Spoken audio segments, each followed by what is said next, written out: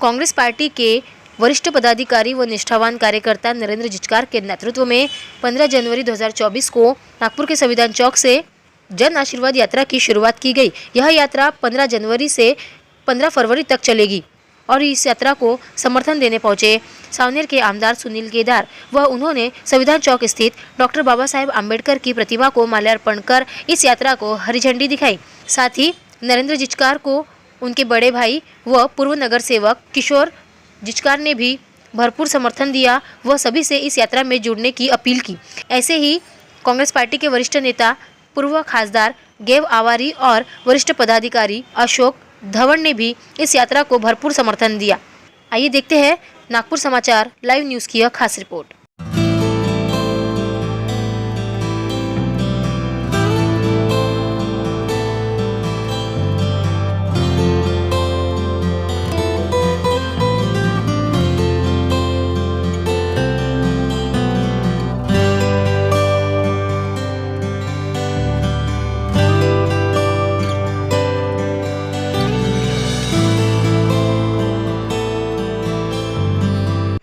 Sir, आपका हमारे नागपुर समाचार लाइव न्यूज़ में बहुत बहुत स्वागत है। सर, आज यहाँ संविधान चौक से जन आशीर्वाद यात्रा आपके नेतृत्व में निकाली जा रही है। सर, इसमें कितने लोग सम्मिलित होने वाले हैं, आप क्या कुछ जानकारी देना चाहेंगे? ये जन आशीर्वाद यात्रा 15 जनवरी से लेकर 15 फरवरी तक शुरू होने जा रही है और थोड़ी देर में इसकी शुरुआत होंगी।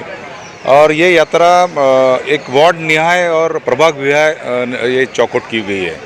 तो रोज़ दोपहर को 4 बजे से लेकर रात को 9 बजे तक हम हर घर घर में हम लोग जाएंगे और लोगों का मैं आशीर्वाद लूँगा।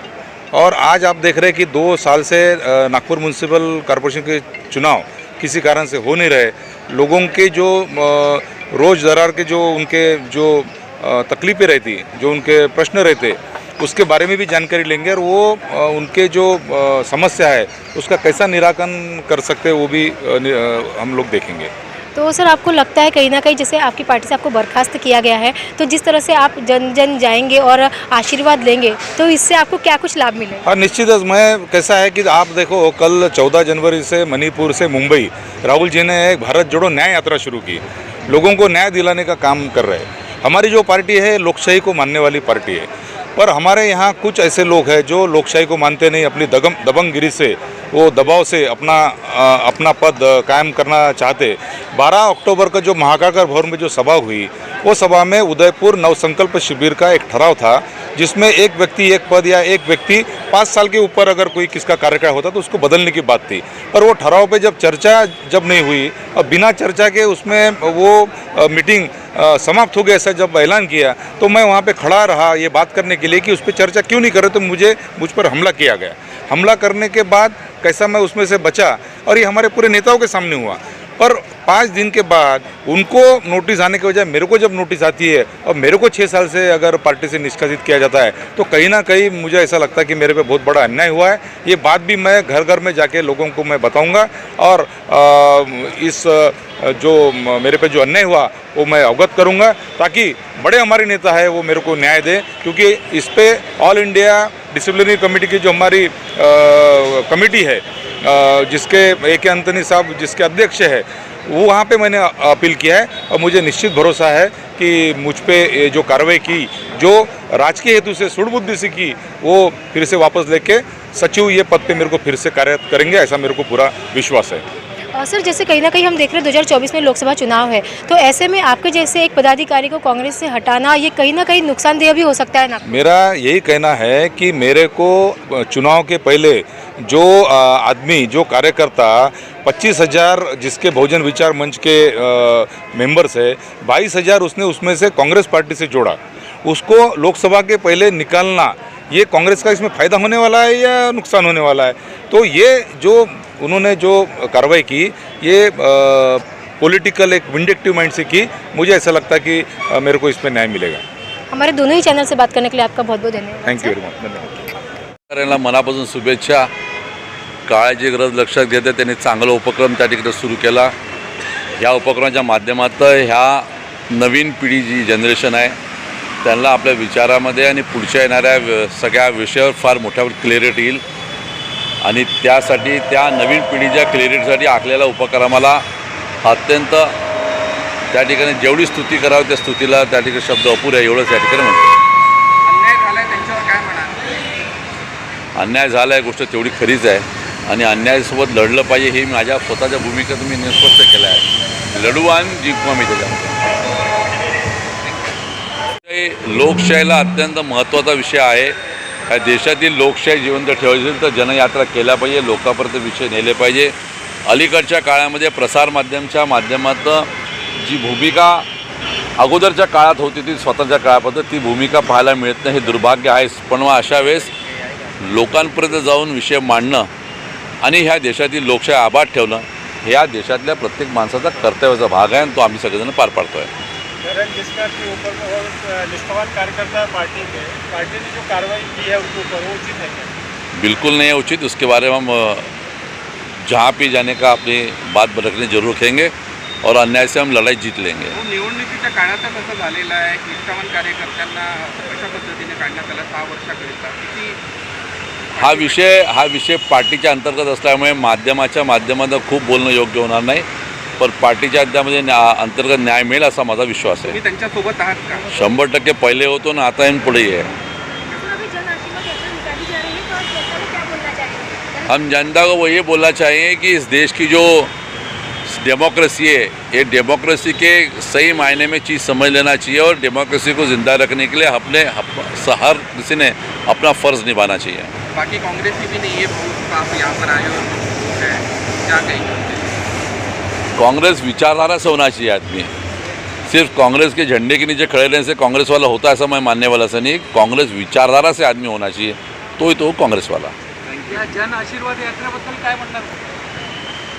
100% उपयोगी आहे. याच्या अगोदरही सांगितलं की नाही काळाची गरज आहे आणि देशातली लोकशाही टिकवण्यासाठी हे नितांत त्या ठिकाणी उत्कृष्ट असं हे काम आहे. किशोर जी, आप हमें बताइए, आप नरेंद्र जिचकार के साथ जो आप खड़े हैं सर के साथ में, तो आज आपको लगता है जन आशीर्वाद यात्रा जो है वो पूरी तरह से सफल रहेगी और उन्हें कहीं ना कहीं जनता का आशीर्वाद मिलेगा और वो फिर से जिस पार्टी से उन्हें बर्खास्त किया गया है उन्हें वापस उन्हें बुलाने की आवश्यकता पड़ेगी, ऐसा आपको लगता है? भाई के साथ में खड़े रहना ये बड़े भाई का कर्तव्य है. इस नाते से मैं उसके साथ में हूँ और आज जो जन आशीर्वाद यात्रा निकलने वाली है, मतलब अभी शुरू होने का है, तो वो मेरे प्रभाग से चालू होने वाली है. तो हम लोग पूरे तरीके से साथ में हैं और ऐसा कौन सा काम किया जिसकी पार्टी को ज़रूरत पड़ी कि निकाल दिया. ऐसा हमने आज तक कोई काम किया नहीं कि जिसके वजह से हमको या मेरे भाई को पार्टी से निकाला. वो आने वाले दिनों में निश्चित ही उनको वापस पार्टी में ले लेंगे.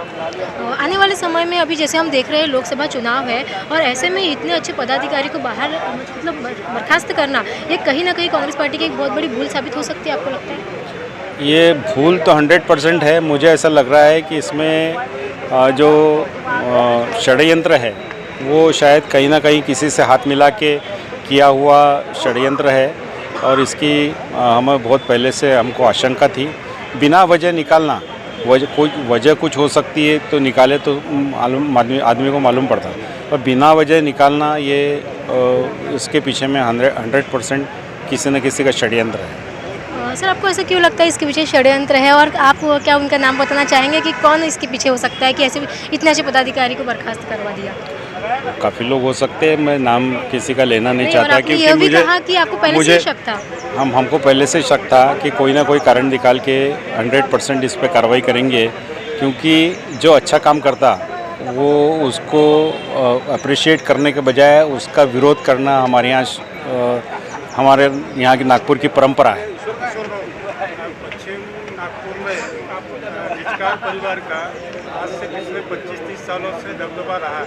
आपका जनसंपर्क जनता से घर घर है, पहले से ही है. ऐसी कंडीशन में कांग्रेस पार्टी ने नरेंद्र भाऊ के ऊपर जो कार्रवाई की है ये उचित है क्या, और इसका आने वाले समय इलेक्शन में क्या फर्क है? नहीं, 100% फ़र्क पड़ेगा, लेकिन आज भी हम लोग कांग्रेस के कार्यकर्ता पार्टी से भला ही निकाला होगा, पदाधिकारी करके निकाल दिया, लेकिन कार्यकर्ता बन के रहने का हक तो है ना उसको. तो उस हिसाब से उसने अपनी आशीर्वाद यात्रा निकाली है. उस बहाने अभी नए साल की शुरुआत हुई है, कम से कम उस बहाने हम लोगों से नए साल की शुभकामना देंगे. आज संक्रांति का भी दिन है, आज पोंगल भी है। तो हमारे क्षेत्र में बहुत सारे साउथ इंडियन लोग हैं, वो पोंगल के बहाने भी हमारा आज उनसे मिलना होगा और उनको शुभकामना देंगे। और इस तरीके से पूरे पश्चिम नागपुर में हम जन आशीर्वाद यात्रा करेंगे। सर, यदि जैसे कांग्रेस कमेटी में यदि वापस नहीं लिया जाता है, फिर से उन्हें नियुक्त नहीं किया जाता, तो क्या आप किसी और अन्य पार्टी में जाना चाहेंगे? जाने का कोई सवाल ही नहीं है। मेरे परिवार में मेरे पिताजी स्वतंत्र संग्राम सैनिक थे, उन्होंने कभी उसका बेनिफिट नहीं लिया। मैं भी 2 बार नगर सेवक रहा हूँ, लेकिन मेरा जहाँ पर भी मैंने काम किया है, मैंने कभी उसमें मेरा नाम नहीं लगाया। आप ये जहाँ खड़े हैं उसके पीछे वाला जो प्रोजेक्ट है बाबा साहब अम्बेडकर का, वो मैंने बनाया है, मेरा नाम नहीं लगाया। आप चारों तरफ से घूम के दे सकते हैं, आज ही देख लो, मैंने मेरा नाम नहीं लगाया। और जहाँ भी मैं काम करता हूँ मैं कहीं नाम नहीं लगाता, मैं नाम के लिए करता ही नहीं काम। पार्टी ने वापस नहीं लिया, उन्होंने अपील की है वरिष्ठ पदाधिकारियों की तरफ दिल्ली में। आने वाले समय पश्चिम नागपुर से आपका आमदार की सीट के लिए अपक्ष के तौर पे क्या दावा रहेगा परिवार का? ये आज नहीं, ये दावा रहेगा नहीं रहेगा, हम पार्टी की टिकट ज़रूर मांगेंगे। पार्टी 100% हमको उम्मीद है, पार्टी 100%